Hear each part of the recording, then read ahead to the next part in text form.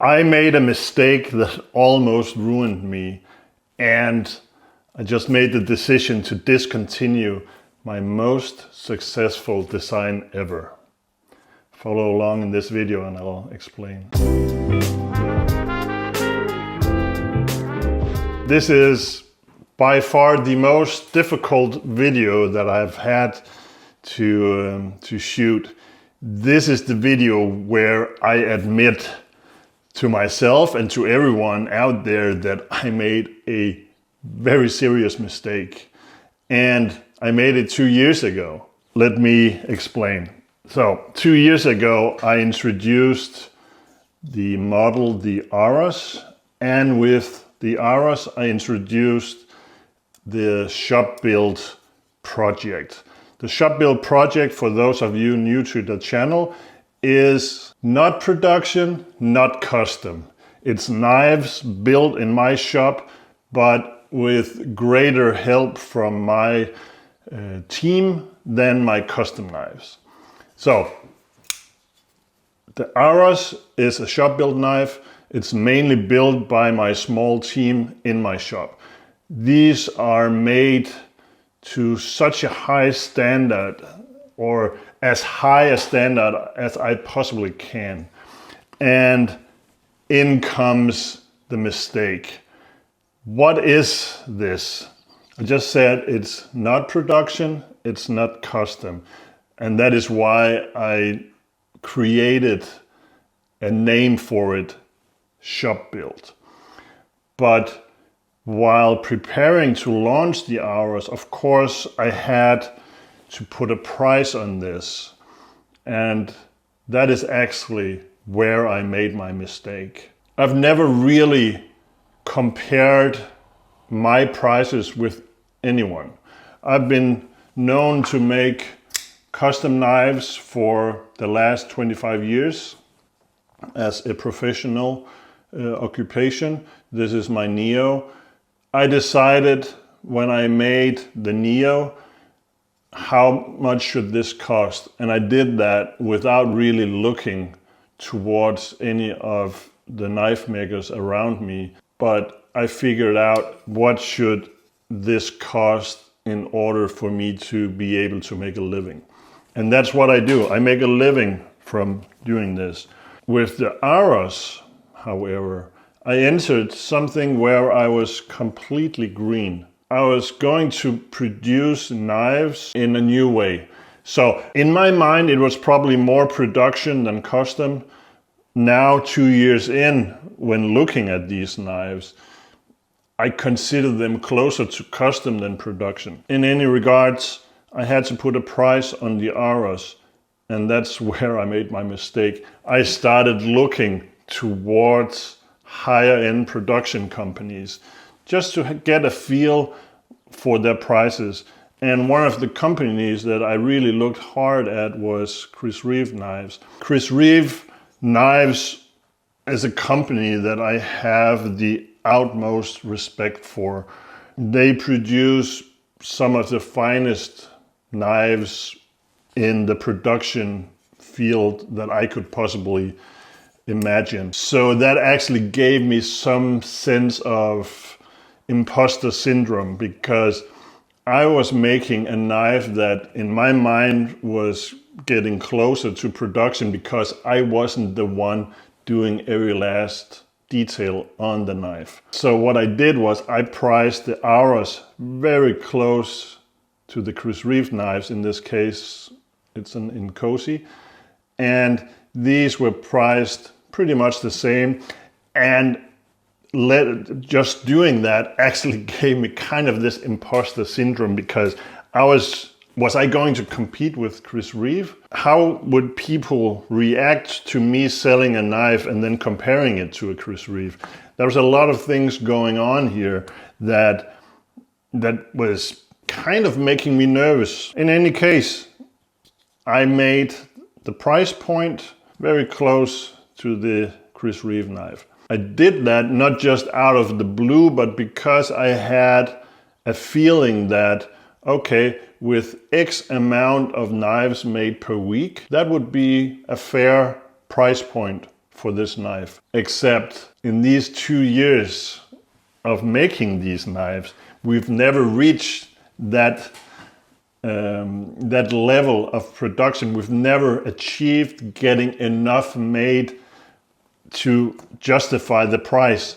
And this is really where the mistake starts to hurt. I was really starting a new company 2 years ago. It's still Anso of Denmark, but within the company, suddenly we were making knives in a much higher number than with the custom knives. I've never really counted how many custom knives I make per year, maybe 100, maybe 150, so still reasonably many knives for a custom knife maker. But with the shop built knives, I had the intention of building much more than that. The main goal for me was to get more knives out there for people to enjoy of a very high quality, where I have everything to say about the design decisions. This allowed me to make crazy decisions for a knife in that price range, really. For instance, the AROS is built around a chassis. These are milled out of almost 1/4-inch titanium plate.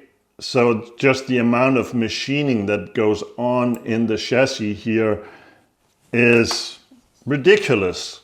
But that's what I wanted to do. The shop build projects is really a passion project for me. I've been involved in designing for production companies for close to 20 years. For 10 years, I was part of Giant Mouse, designing for production. And in every last one of these projects that I've been working on, the design part of things, you had to make compromises because of production cost, because of details that would be hard or very expensive to produce, because others had final say before something went into production. But with the shop build, I gained full control, which made me geek out quite a bit, if you will, and make a construction like the chassis, which is incredibly expensive to make. And then at the same time, I made the mistake of pricing this way too low and doing it at a point where I was completely green. We had to figure out a complete new way of running our production. I had to be very, very focused, hands-on in production, so that we would get exactly the right parts made at the right time. I had the ambition that this should be a very, very efficient company. And it is. And I have the greatest team that I could imagine. And they work hard and I work hard and we produce some very, very cool knives. So in 2 years, we produced more than 1,000 of these. And I'm so proud of this design.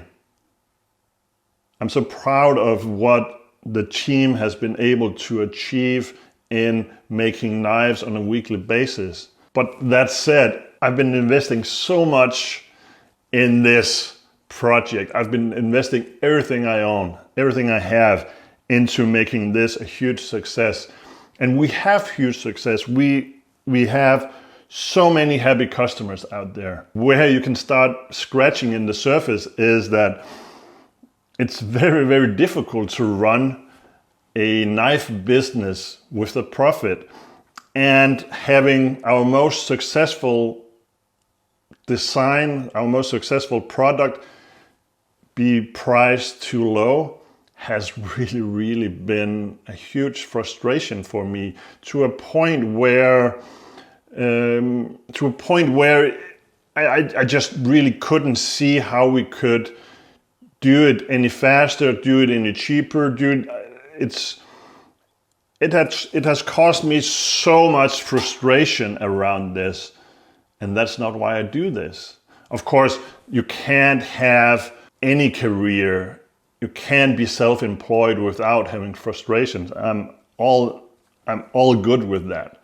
But every single week stressing about getting enough income from a very successful product. It would be a different matter if we made a product and it didn't sell. Well, there's an easy fix for that. Make something new.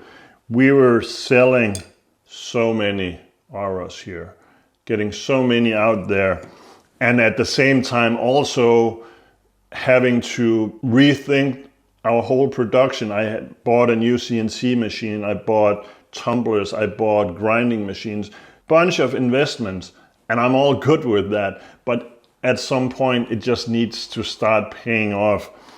And for the last few weeks, I just realized this is not going to make us money in the long run.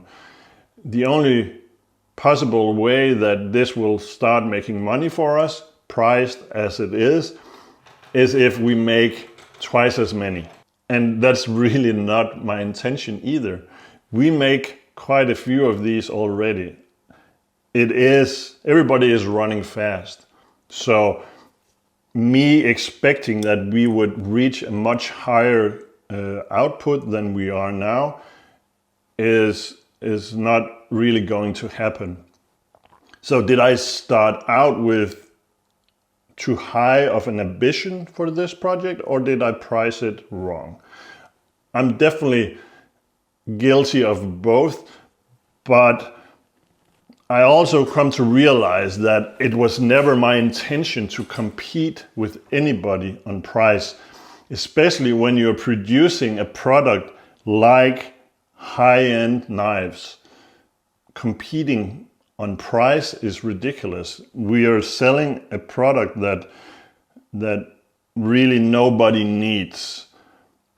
And there are so many people out there producing fantastic quality. So how could I start competing on price on anything?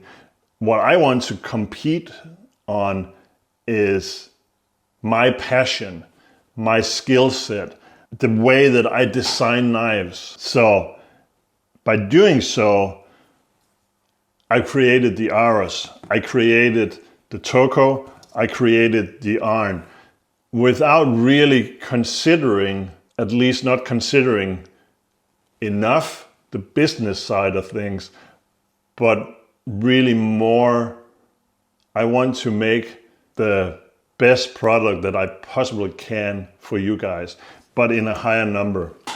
So the consequence of realizing this mistake at this point is, and I'm quite emotional about this because I absolutely love the AROS. But the consequence of realizing it's priced too high could be one of two things. One is just raise the price to a point where we could start making money. But just raising the price on the same product, one day it's this price and the other day or the next day it's this price. That's very difficult. People wouldn't really understand that. Well, watching this video, they might. The other option is to discontinue this model. And that's what I decided to do. So from here on out, the AROS is discontinued in the configuration you see right here. If you watch this video when it airs, I actually left out a little option for you to secure an AROS within the next 2 weeks. If you are watching this video down the line, this configuration is all gone. So from here on out, this configuration of the AROS is discontinued. We will continue to make scales that you can buy at least for a number of months. So if you already own an AROS and you're interested in getting a new set of scales on your knife, we will make that happen. And then how do I proceed from here? Well, I absolutely love the AROS. It's also the first project in the shop build. So I can see now that with the experience that we have gotten in the past 2 years, I would have done things a little different. There's also some design features that I would like to change. So what you can expect is that sometime in 2026, I will reintroduce a new AROS. And the new AROS will be built different. It will be much more up to date with my current design language. And yes, my design language does change over the course of 2 years. The overall knife will, if my imagination is correct, be pretty much the same. But how it's built will be different, and we will be adding some details here and there that will bring it up to speed with the turco and the iron. And exactly when it will happen, I don't know, but I'm pretty certain that it will happen. But for now, it's discontinued. Saying that on camera is, it has been really, really difficult for me to figure out exactly how much of this full process should I reveal, how much should I bring you in on. But I think that sharing this is important because I'm not the only one in this situation, I'm sure. The financial situation around the world is crazy. You can't really predict what goes on tomorrow. Raw material prices are just going out of the roof, tariffs and all that. So I think it's very healthy that I share this. And I hope that you get something out of me sharing this. At least you get to understand why I'm discontinuing the AROS. I think that was pretty much it. I think I walked around all the decisions that I've been considering for the AROS. I sincerely hope that you enjoyed this video. Please leave me a comment below, hit like and subscribe, and visit my website and all of that. And until next time, see you later.